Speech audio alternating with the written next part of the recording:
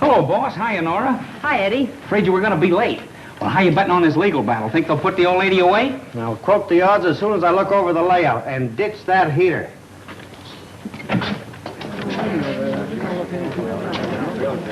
Hi, Mr. Denham. Oh, good morning, Mr. White. Hey, boss, how about me grabbing a couple of shots before things get started? Sure, go ahead. Who is he? That's that famous columnist. I invited him here. I still think you shouldn't attend this hearing. Suppose they make a mistake and try you. You know, there are two schools of thought about the sanity of columnists. Quiet. All right, Miss Denham, would you mind giving me a great big Not at all. smile? Thank you. Now remember, just leave everything to me. And don't let personal feelings enter into your testimony. We all know that Aunt Cassie is simply no longer capable of managing her money. We'll manage it much better for her. And besides, Aunt Cassie will be properly cared for in an institution. Don't you worry about a thing, Aunt Cassie. Why should I worry? I'm the only sane person in a family of nitwits. She don't look crazy to me. Reminds me of my old lady. All kindness. I guarantee you she wouldn't hurt a fly. But you ought to see those wolves. You can see dollar signs all over their faces. They're just hoping to put the old lady in the funny house so they can spend all that dough she's got. Yeah. You got it, brother. You got it.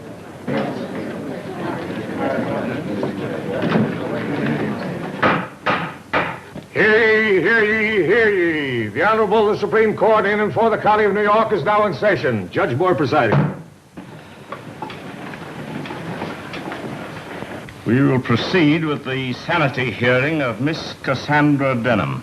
This action is brought by Attorney Garson Denham, and in behalf of himself and other relatives of said Cassandra Denham, who allege that the defendant is incompetent and physically and mentally unfit to administer her real and personal property, and pray, therefore, that she be committed to a suitable institution provided by the state for those adjudged mentally incompetent. Mentally incompetent. You will proceed, Counselor Denham. Thank you, Your Honor.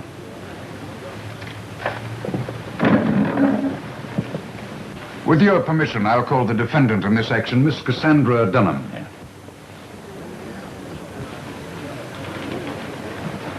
Place your right hand in the Bible. Do you solemnly swear to tell the truth, the whole truth, and nothing but the truth? Why not? The truth never hurt anybody.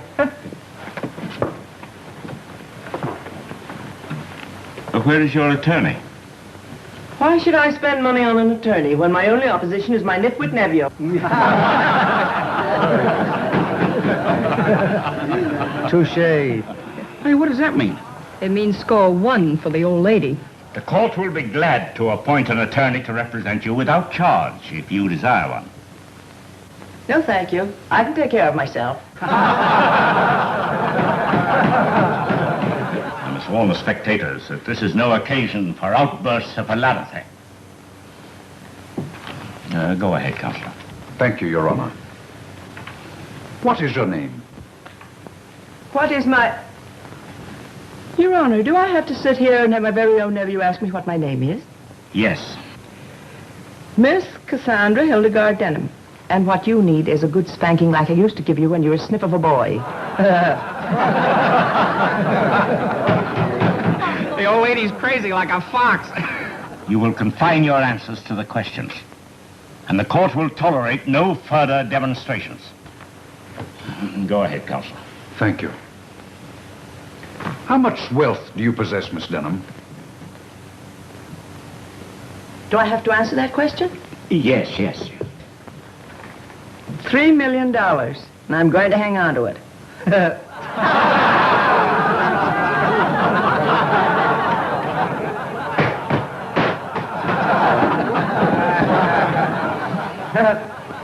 Another one of those things, huh? Yeah, what? What you just said before. You know, a touche. Yeah, you said a double. Yeah. I warn you, Miss Denham, to confine your answers to the questions. The alienist cooperating with the court will disregard irrelevant flippancies on the part of the defendant. I trust this is understood. Where do you keep your money and securities, Miss Denham? Wouldn't you like to know? Now, this is my last warning. One more outburst on the part of the spectators in the courtroom will be cleared. Now, you will answer the question. I refuse to answer on the ground that my money is my own until you decide it isn't. And in the meantime, it's none of his business. There's the smartest crazy woman I ever saw. Your objection is well put. You needn't answer. Thank you, Your Honor. Miss Denham, would you say that you were eccentric? I live my own life, if that's what you mean. Did you or did you not recently give $500 to a man you'd never met? A total stranger. Not exactly a stranger. He was a farmer who lived up the road a piece from me. He was about to lose his farm, and I gave him the money so he wouldn't lose it. Did you demand any security for this gift? Why should I? The man's honest. I thought he'd sleep better without a mortgage hanging over his head like Damocles' sword. But you did give this man $500 with no security whatsoever. Yes. Yes. Well, there you are, Your Honor. You see, it's perfectly obvious that my aunt is dissipating her assets. They're my assets. I'll give you 10 to 1 she never sees a padded cell. What do you think I am, a sucker? Yes. Proceed. Miss Denham, tell me, is it true that you use vinegar on your apple pie? Why, yes. Explain to the judge and the alienists, if you will, please, just why you doused vinegar on your apple pie. Gladly. That fat cook of mine makes them too sweet. She's done it for years. She wants to put weight on me.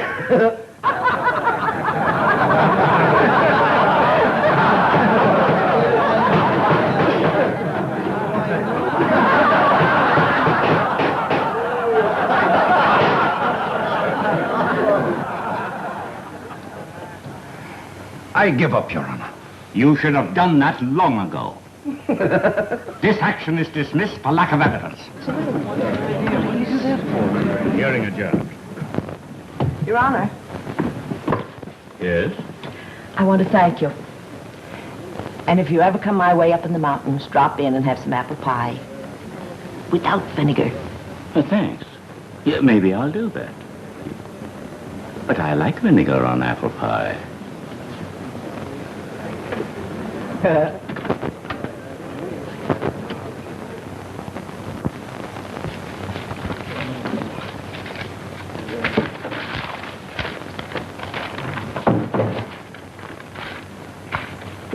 If you'd stop throwing those things around and tell me what you're looking for, maybe I could help you find it. Well, Brian, one of these days I'm going to clear off this desk. You do, and you'll be out of business.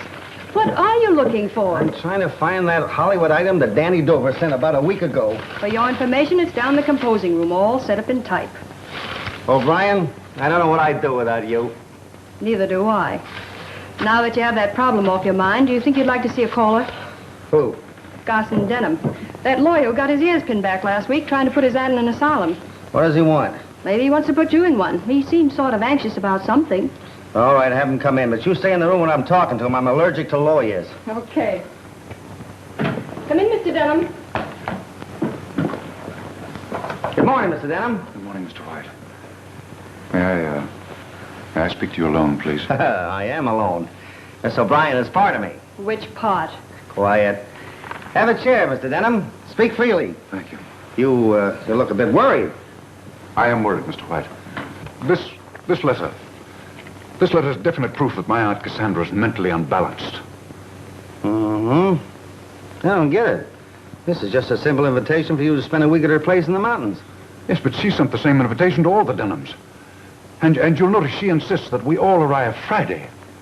Friday, promptly at midnight. Now, why should she want us all to arrive at Greylock promptly on the stroke of 12? Perhaps 12's her favorite number. I tell you, there's something sinister about this invitation. You'll notice she also says that any relative who fails to show up will be eliminated from her will. Yeah, I noticed that. A sort of a command performance, isn't it? Oh, it ought to be a cozy little group. All you Denhams gathered around the festive board with the old lady you tried to put in the booby hatch. I tell you, I have a feeling that something terrible is going to happen. Oh, come, Mr. Denham, you're taking it all too seriously. She probably just wants to bury the hatchet now that she's been declared sane. Sure, it's a great sport. Burying hatchets at midnight, especially in people. You may scoff, but I have a premonition of death. I believe she plans to kill us all. After which she'll probably confess and say, Sheriff, I did it with my little hatchet. Oh, stop it. Stop it, O'Brien. Hey, it does seem funny. Oh, poppycock. I watch your aunt on the witness stand, and she's no killer. She's intelligent and harmless. And what a sense of humor. It may strike her as humorous to murder us all in our beds. Mr. White, I'm going to leave this letter with you, just in case anything does happen to me. This fantastic idea of having us arrive at midnight is the handiwork of a madwoman. You'll see that. Okay, Mr. Denham, I'll be watching for murder news from Greylock. And if anything does happen, you'll see that she's brought to justice. Oh, sure. Thank you, Mr. White. Goodbye. Goodbye. Goodbye, Mr. Denham. See you in a shroud.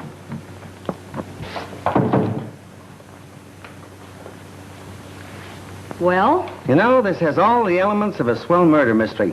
Greedy relatives try to toss wealthy aunt into the booby hatch so they get hold of her money. Wealthy aunt outsmarts them and is declared sane. Then she invites them all to her place in the mountains to spend a week and tells them to get there exactly at midnight. Midnight. That midnight angle intrigues me. Forget it. How about your stuff for tomorrow night's broadcast? Midnight. Now, why should she insist on midnight? She probably saw the cat and the canary. Now, will you please go back to work? Okay, O'Brien, you slave driver. Here's the lead for the broadcast. See, I'd like to sit in on this little gathering. You know, it ought to be funny. I wonder if I drove up there in my car to Greylock. Oh, well.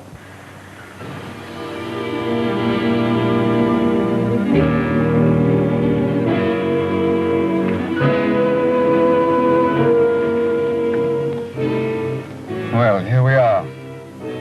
Aunt Cassie can't say we aren't prompt. It's still only 10 minutes to 12. I don't care what time it is. We shouldn't be visiting a crazy woman. No, stop it, will you? Stop it.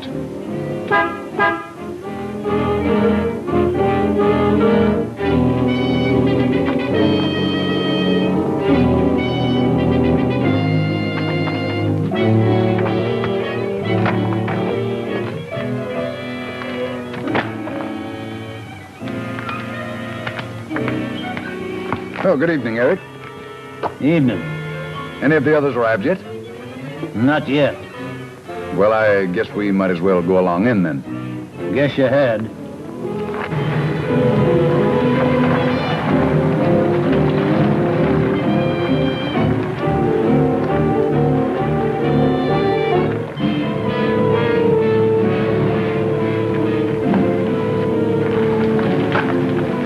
Morning, Eric.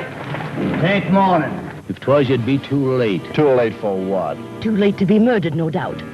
I tell you, Larry, I don't like this. After all, Aunt Cassie is your father's sister.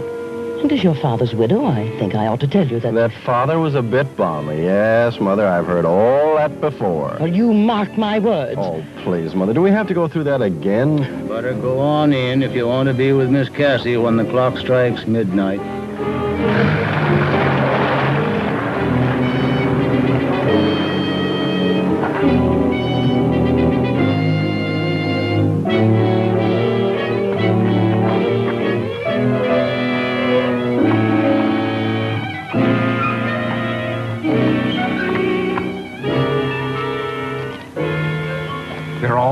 aren't they? I watched them come from my garden. Yeah, they're all here. Fine. Fine.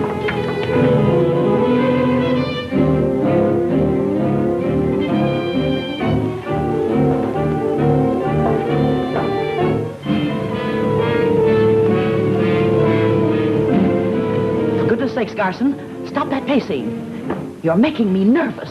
Nervous? How do you think I feel? You should feel nervous. You started this whole thing, getting us to sign that complaint against Aunt Cassie. That's right. Blame me for everything. Of course, you'd have been highly pleased if I'd succeeded. Naturally. But you didn't. And now we have to spend the week in this ratty old mansion. It isn't compulsory, you know. You can leave any time. Sure we can. And have Aunt Cassie cut us out of her will. You'd love that, wouldn't you? No thanks. We're staying. Well, I'm hungry. I think I'll see if there's anything good in the icebox. Tom Denham, don't you dare leave this room. How can you even think of food and we're all in danger? What danger? Why, Aunt Cassie wouldn't hurt a fly.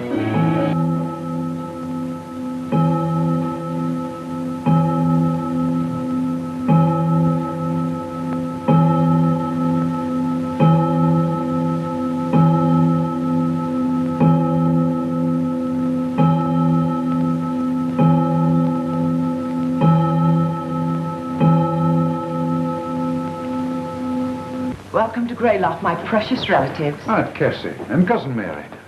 Aunt Cassie, I know that I speak for all of us when I say that we're delighted to be here. We certainly are. And I always look forward to visiting your charming old mansion.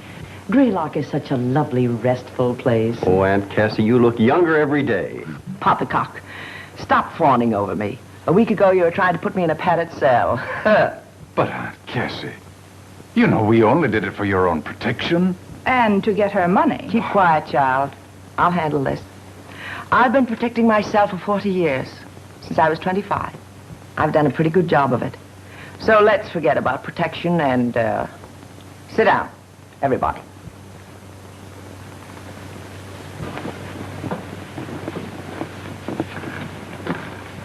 First, I want you to know I brought you here for a purpose. I want to study you all for a week. Just like a scientist studies rats and guinea pigs in his laboratory. After all, I'm 65. I can't live forever. Everyone must die someday. Oh, please, Aunt Cassie, don't talk about dying. Why, you're the picture of health. And, well, I want to say right now that I had nothing to do with the attempt to, well, send you away. It was all Cousin Garson's fault. He talked everybody into signing the petition. Silence. I don't care who started it. The fact remains that sooner or later I'll leave this vale of tears and laughter. And when I do, I leave $3 million. The bulk of it will go to the one I find most worthy. Which means, of course, I leave it to someone in this room. The worthiest of an unworthy lot. But I warn you, flattery will get you nowhere. So be yourselves. We'll retire now.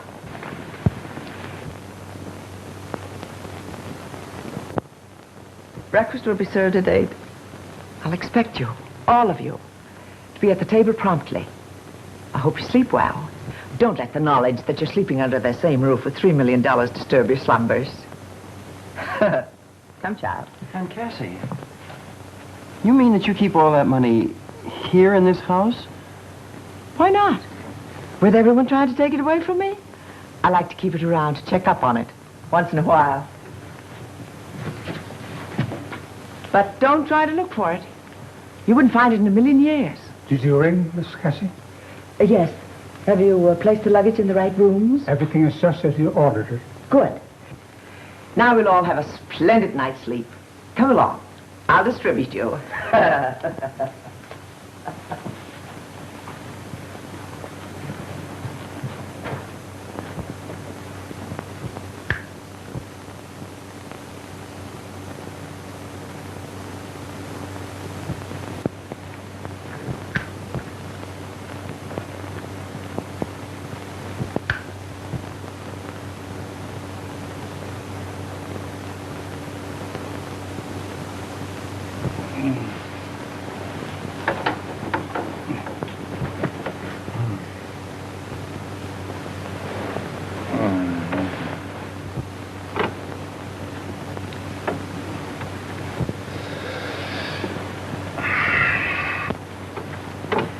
for goodness sake, quit threshing around like a hooked fish and go to sleep.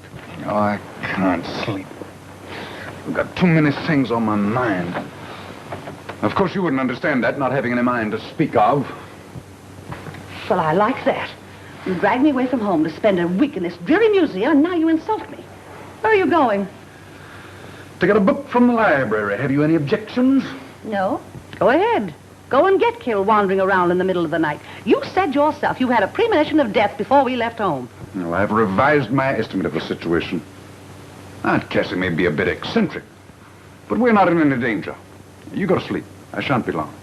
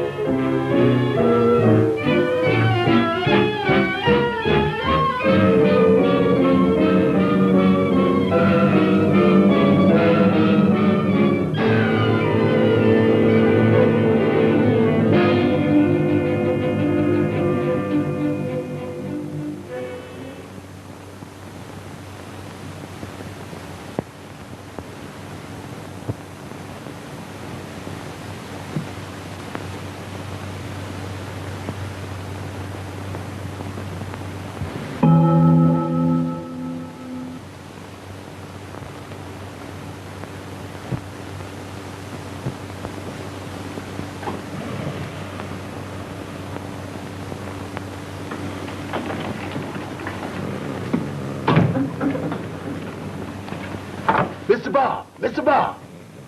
Mr. Bob! Ain't no use in digging in pulling on covers. You got a telephone to answer. Wake up now. You certain is asleep in this man? Oh, give me those covers. Your big trouble wants you on the telephone. Ain't no use arguing with Miss Nora. Oh, Brian. Oh.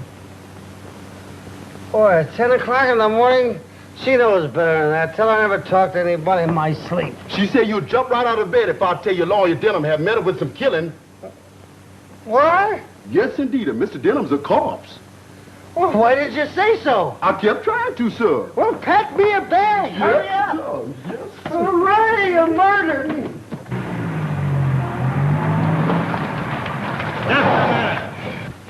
You can't come in here. I think you're wrong, officer. My press card. My membership card in your lodge. Sheriff's Association. Here, you might as well look these over, too. Honorary memberships in police organizations from Miami to Los Angeles. Goofy, isn't it? But then some people collect matches. Are you really Bob White, the fellow that writes a column? In the flesh, officer.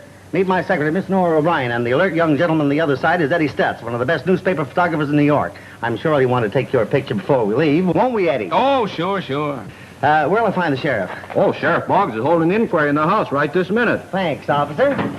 Be vigilant.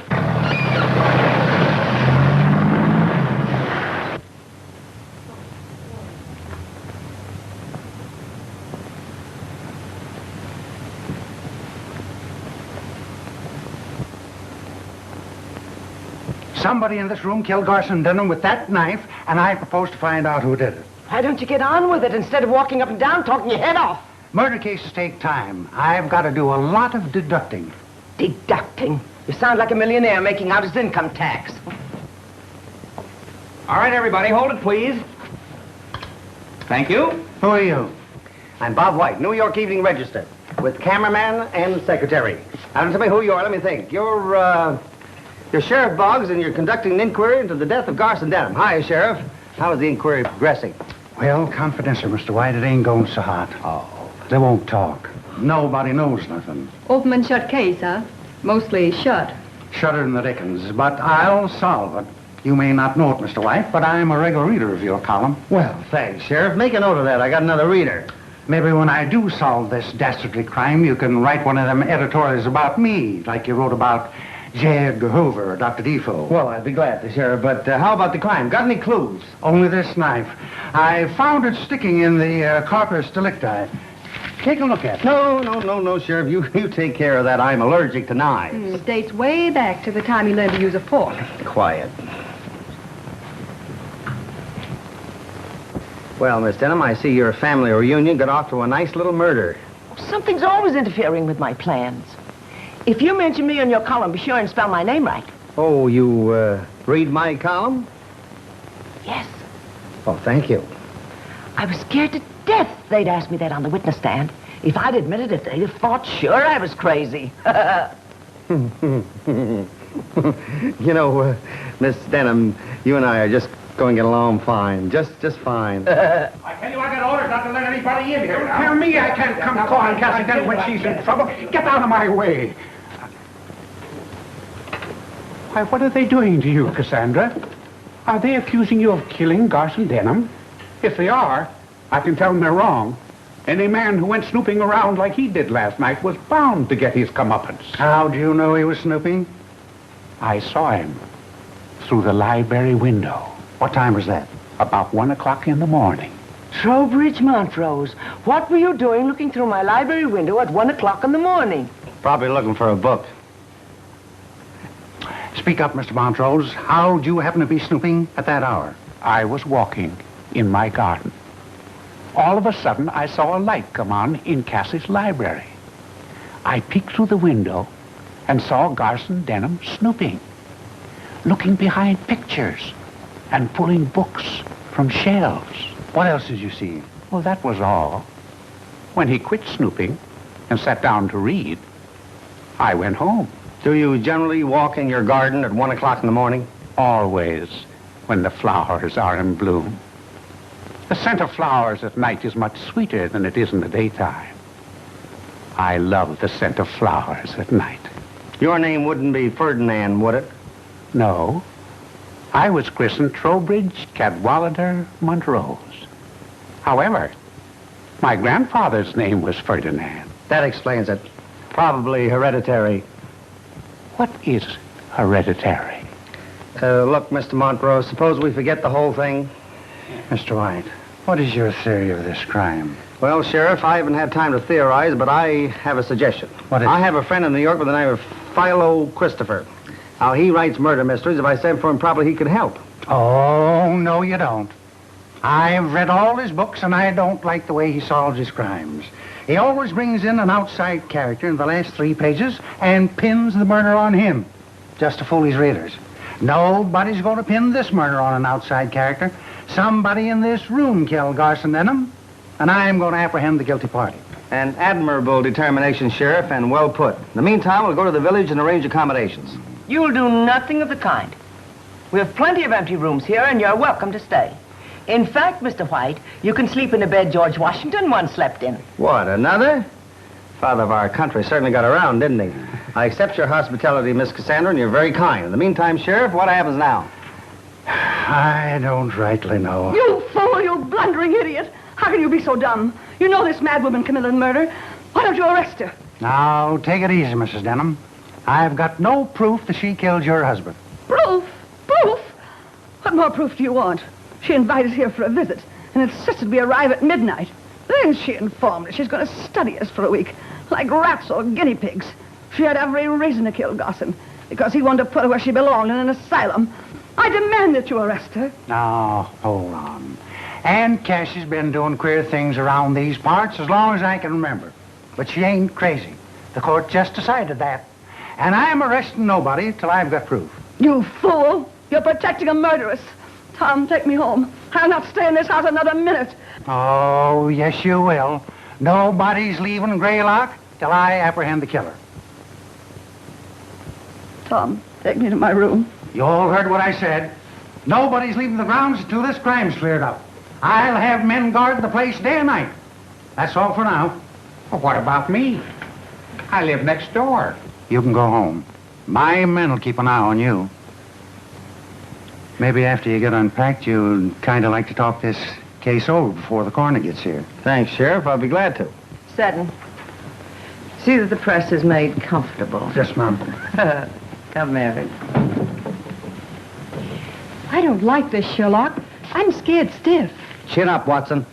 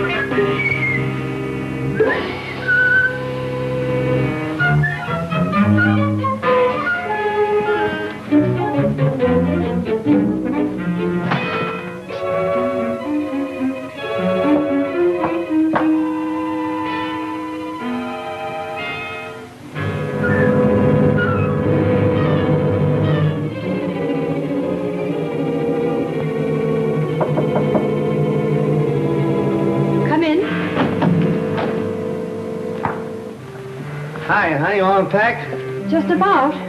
Charming old place, don't you think? Yes. Wonderful view from that window. Have a look. Yeah?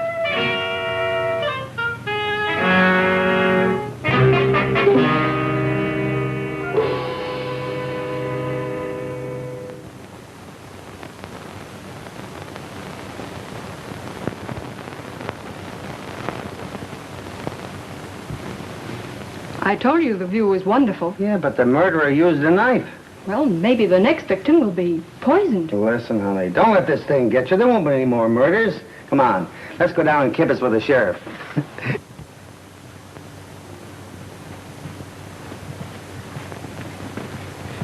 Hi, Sheriff. Any fingerprints? Nope, can't find any. Take a look. Oh, thanks. You see any? Come on, Sheriff. Give me a shot of you holding the knife. A little higher. Hold it. Thank you. Has the corpus delicti been removed yet? Nope, it's still in the library where the coroner left it. The undertaker's coming from the village. Do you mind if I take a look at it? No, come on. You better stay here. This is not for you. I'm a newspaper man. I can take it. Hey, wait a minute. That ain't Garson Denham.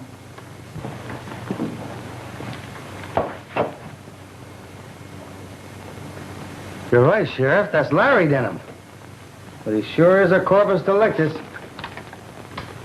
Oh, look.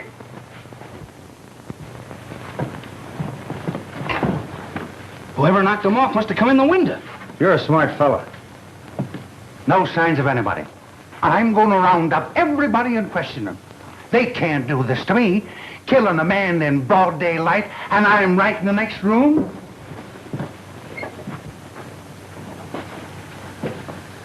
Well, here we go again, Miss Denham.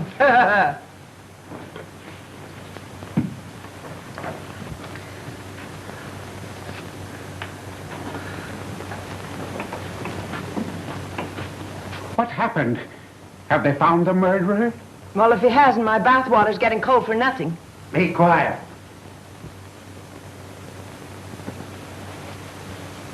Where were you during the last half hour? I was transplanting a tree near the entrance gate. Deputy Judkins was with me. That's right, Sheriff. What about you? I was greasing the car in the garage.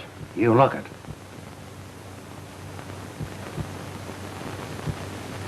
What were you doing? I was making apple pies, and I'll never be done for dinner at this rate.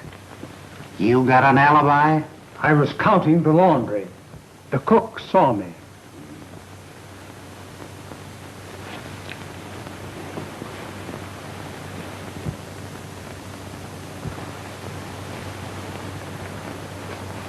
What were you doing?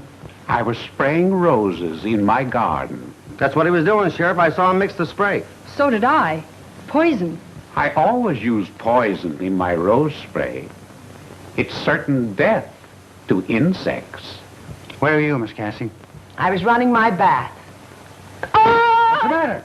After water running to ruin everything. Oh! Stay right here. One of you boys run upstairs and turn off Miss Cassie's bathwater. Sit down. Anybody with you while you were drawing this bath? Yes, I was. Oh. For a moment, I thought I had something.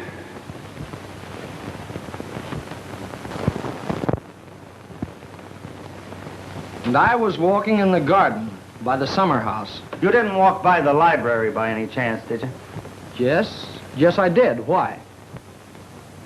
Oh, just idle curiosity. Anybody see you taking this walk? I was watching him all the time, Sheriff. He never got out of my sight.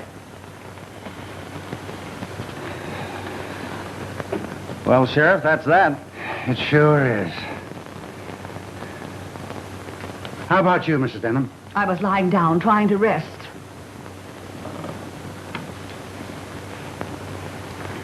Where's Larry? Sheriff. Where's Larry? Why, see, Larry's not here. you're right, ma'am, he ain't. He's dead. Dead? You mean Larry's been murdered? Yes, not only that, somebody stole the other corpus delicti. I told you to arrest her. I warned you this thing would happen. Woman is mad. She'll kill us all. Larry! My poor Larry! What do I do now? Well, did you call the coroner? No, I plumb forgot it. One of you boys called the coroner right away. That's all for now. What I said about nobody leaving the grounds still goes. Hello, Mary.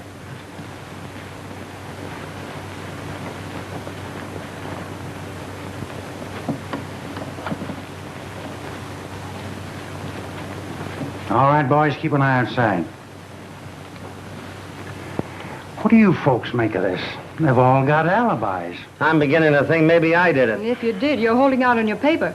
You haven't phoned in your story yet. That's right, I haven't. Proving you're a columnist, not a reporter. Now look, mister. Let's get out of this funny house and go back to New York. They'll be dancing in 52nd Street tonight while we're playing tag with a knife thrower. You've got a fair start with your column with readers from New York to Shanghai, China. Why take a chance? Relax, beautiful. Nobody's going to harm me. I'm the handsome young juvenile in this story. He never gets hurt. Now, you be a good girl. Get the editor on the phone and give him enough stuff for a flash bulletin. Tell him I'll send in a follow-up story in an hour. Okay. Swell. Say, Sheriff, do you suppose we can do a little snooping in the library there before the coroner gets here? Oh, I guess it'd be all right if we don't disturb nothing. Swell.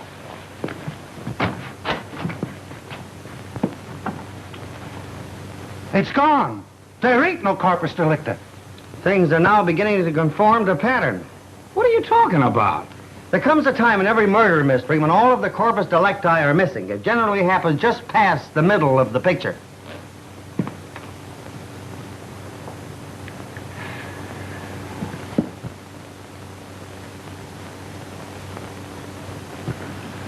I know how you feel, pal. This thing's got me stumped, too. But we'll both keep trying. We'll think it out together, eh, pal?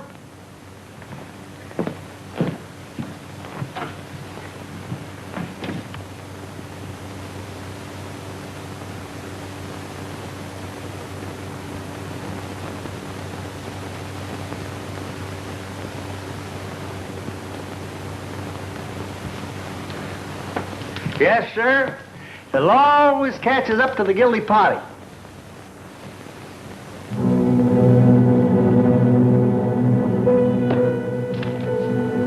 Leave Greylock at once or you will die.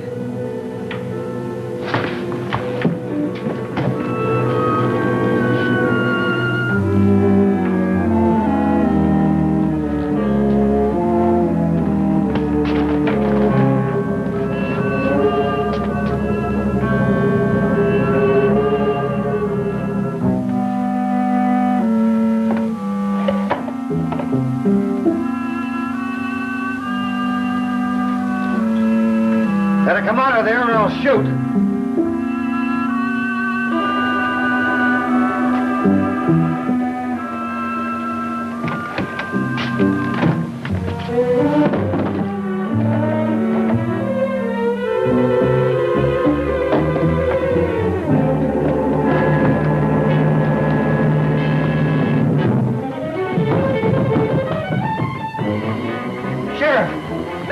Your shirt. Never mind my shirt. I just found the bodies. Where? Fell out of a closet in my room. Lead the way!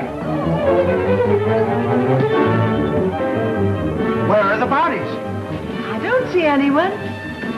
Why, they're gone. Are you sure you're not ill? You got a bottle you've been holding out on me. Why, I tell you, they were right there. I came out of that bathroom and the statue was gone. There was a note there saying, "You leave Grey like a once or you die." I rushed to the door and it was locked. I looked at the key and I saw it was turned. So I knew there was somebody inside this room. So I went to the window there and it was locked. So I grabbed my pistol out of that drawer. Then what? And I pointed right at the door and I said, "Come out of there or I'll shoot." But they didn't come out. So I went over to the door like this. And I pulled it wide open.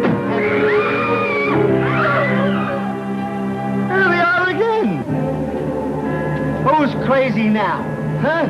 Give me time, I'll find out who stole that statue and wrote that note, too. I don't care anything about statues or notes. Somebody call the coroner and undertaker. I've got the 2 corpus delictuses, and by golly, nobody's going to take them away from me. Sheriff, don't you think you ought to let my relatives go home? If the whole family is killed off, there'll be nobody to inherit my money. Sorry, Miss Cassie. Nobody leaves till I find the killer. Don't say I didn't warn you. I'll bet you a pretty penny there'll be more killings before this thing is over. Now, Mary. 10 o'clock and time for the last-minute news and flashes. Fernbrough, New York. Sheriff William Boggs, in charge of investigation of 2 murders which occurred during the past 24 hours at Greylock, the lovely mountain estate of Miss Cassandra Denham, issued a statement an hour ago predicting early apprehension of the killer. Several important clues have been unearthed, the sheriff declared. Detroit, Michigan. Picketed pickets today when... Oh, you've got some new clues, eh, Sheriff? Well, not exactly, but after all, I've got the corpus delictuses. But nothing else? No, but I've got the place guarded. Not a soul can get past my men going or coming. Good evening, everybody. I was taking my usual walk in the garden. I thought I'd drop in and see if there's anything that I could do. Did any of my men stop you on the way in? Why, no. I saw no one. Your deputy's a regular watchdog, Sheriff. There'll be bloodhounds when I get through dressing them down. Well, I think I'll get a little shut-eye, as you say in your column. Good night, everybody. Good night. I'll accompany you to the stairs. All right.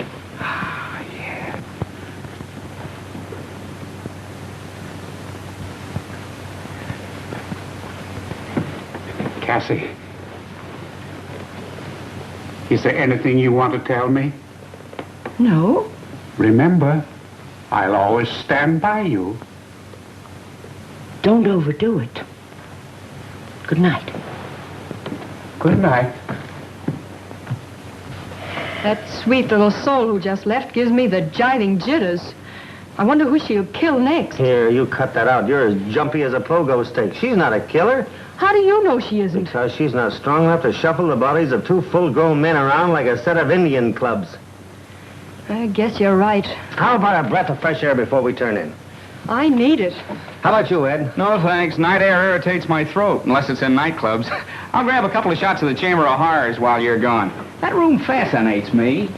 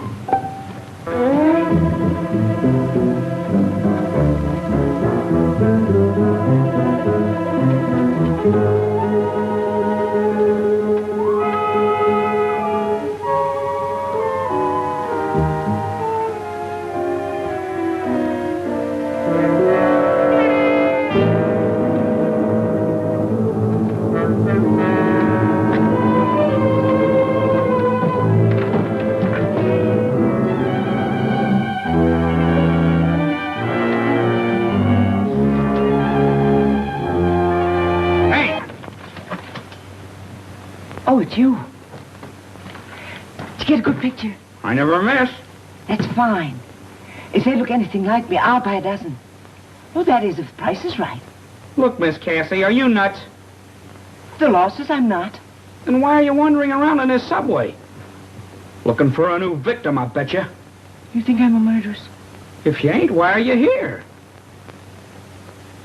Can you keep a secret? I'm a newspaper man. Answer my question. Sure, I can keep a secret. Follow me.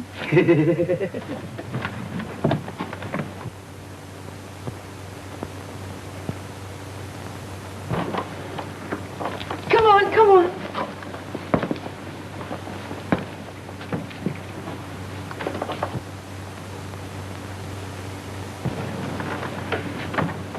I don't suppose you've seen many $10,000 banknotes in your day, have you?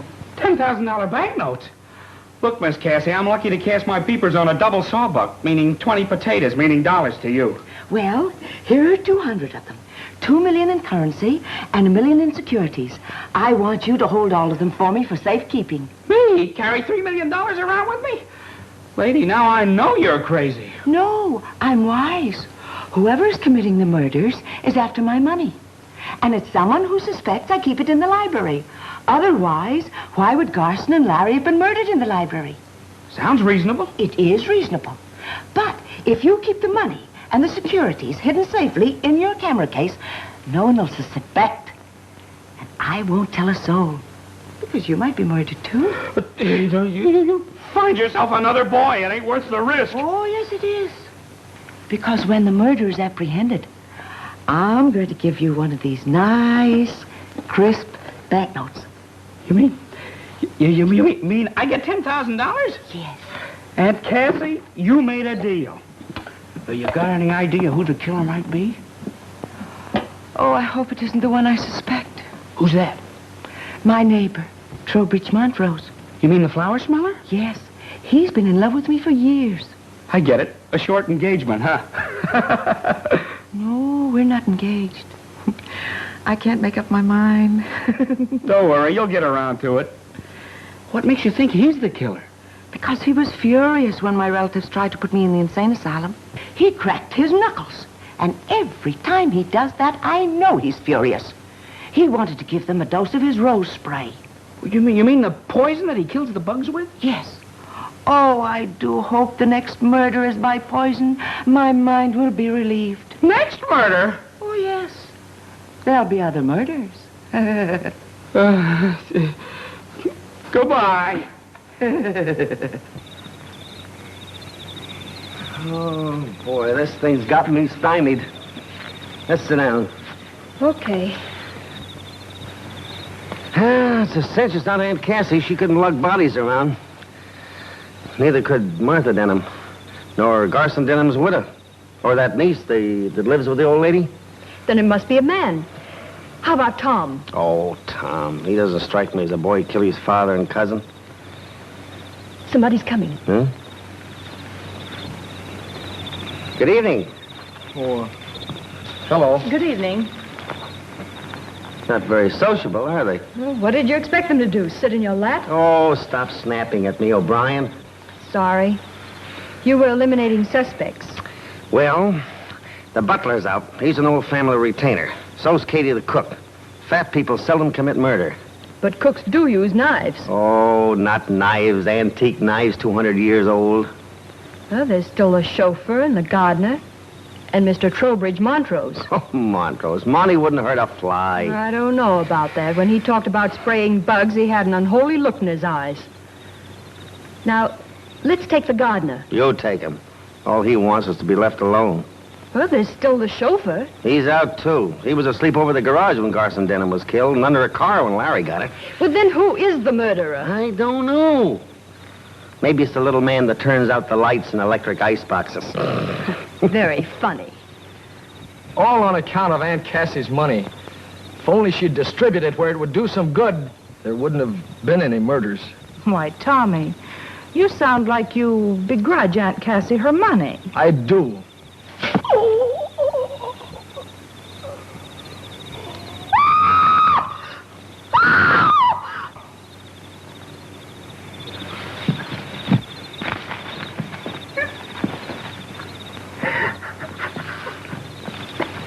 He's dead. Who did it? I don't know. We were sitting here talking when all of a sudden he groaned and then I heard someone run away. Come on, boys, let's have a look around. We'd better go in the house.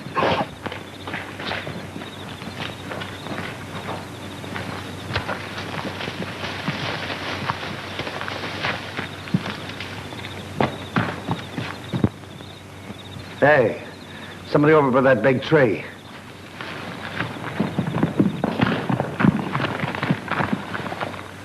Nobody here.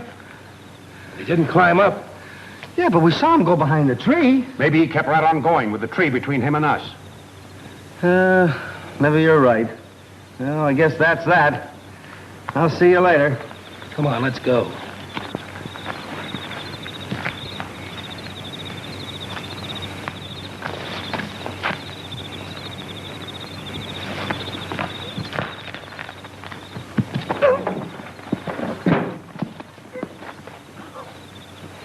Oh, it's you. Well, who'd you think it was? Hey, suppose you tell me what you're doing sneaking around this time of night. I'm not sneaking around this time of night. I'm taking that can of oil to Michael in the garage. Oh, yeah? Well, come on. Let's see what Michael knows about this. Come on. Anybody here?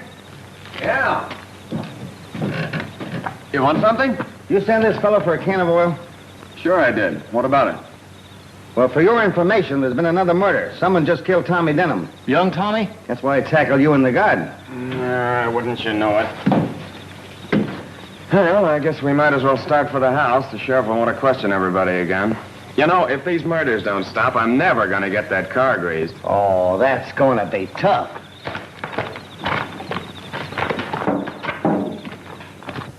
It's the same thing all over again. Everybody was everywhere else except where the murder was committed. Somebody's lying. Somebody in this room murdered 3 men. How long are you going to go on being a fool? You know she's the guilty one. I almost wish you were right. I confess and get it over with.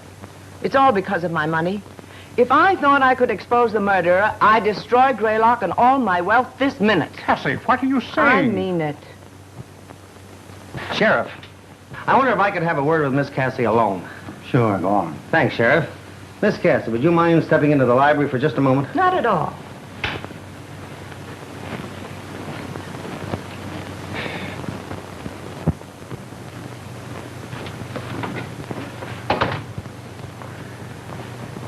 Miss Cassie, you missed your calling.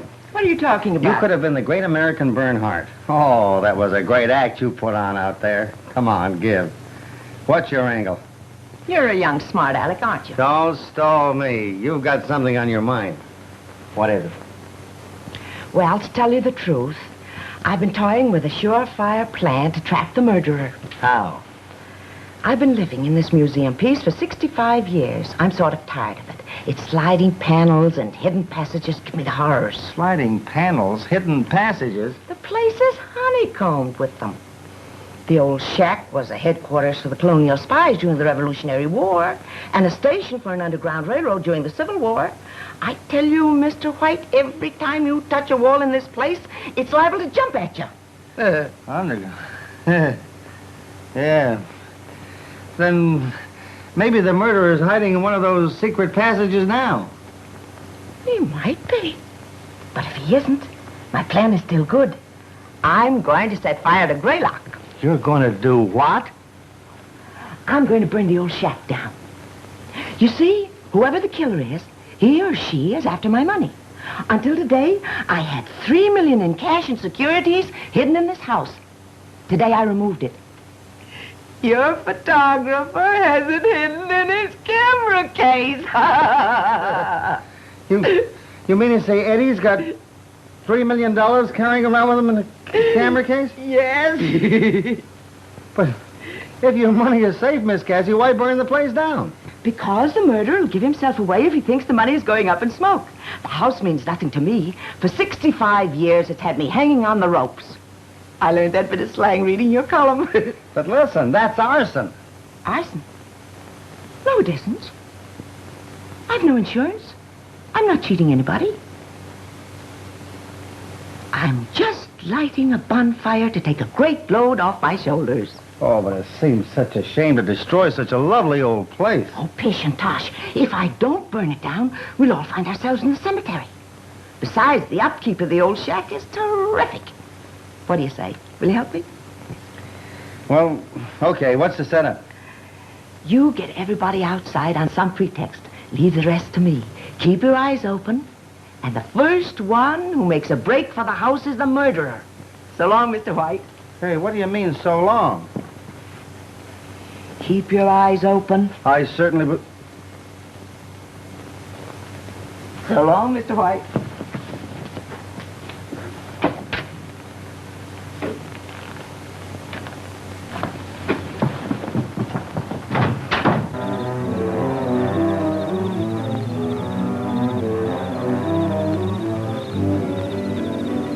Why should we be herded out here at this hour of the night? Where's Aunt Cassie? Calm yourself and don't ask questions. Hey, look!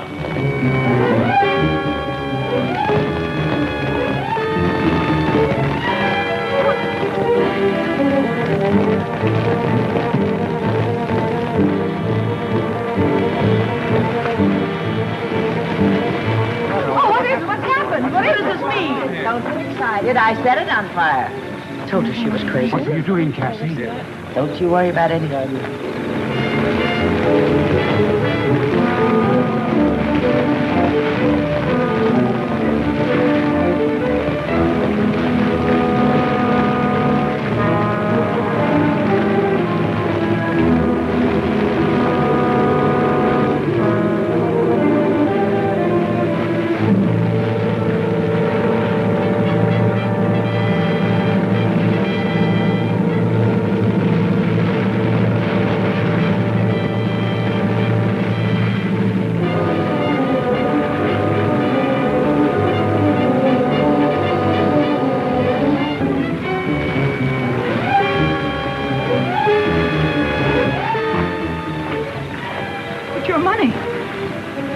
In there. Yes, I know it. It'll be destroyed. I'm glad of it. Money is a curse that breeds evil.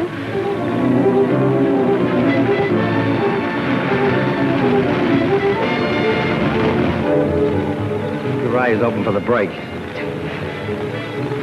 You can't destroy it. It's mine. Mine, I tell you. I lived with you, put up with your strictness, pretended to love you, knowing that one day it would be mine. Oh, I hated you. Yet I pretended to love you, knowing that someday you would die and your money would be mine. Then when the other stepped in, I killed. Yes, Michael and I murdered so that one day it would all be mine. I would be your only heir. Tie her loose. Don't shoot! My husband! Your husband? What are you talking about? We've been married over a year. Oh, Jerry, don't! Please don't! Take her to the village. Come on.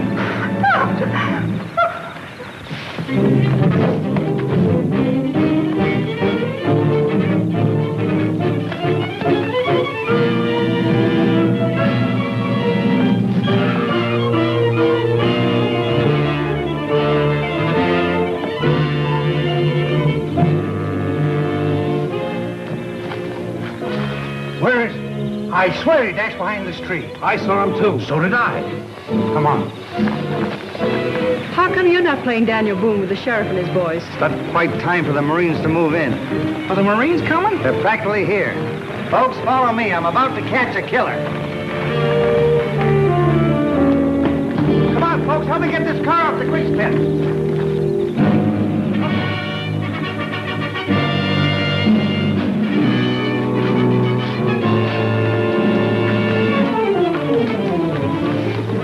Stand back, folks. I'm liable to have to do a little shooting.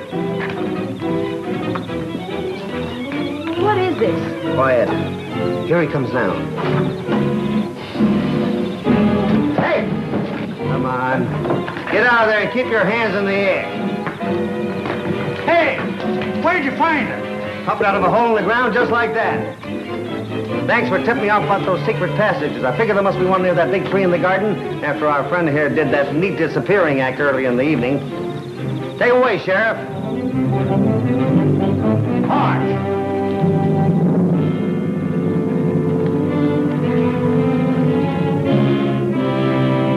Trowbridge, will you marry me?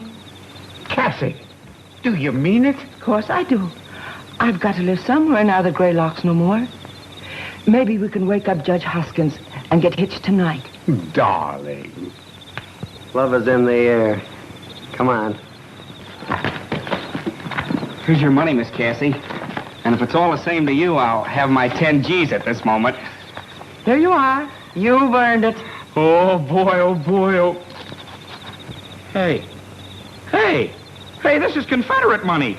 It ain't worth a penny. I guess I'll forget to tell you all. I'm one of the Denhams of Virginia, from the deep south.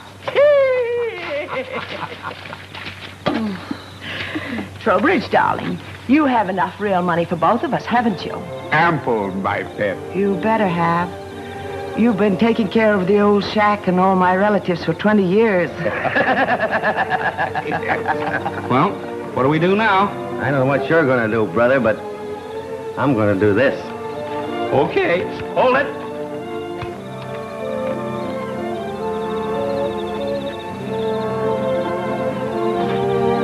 The Hayes office ain't gonna like that long kiss.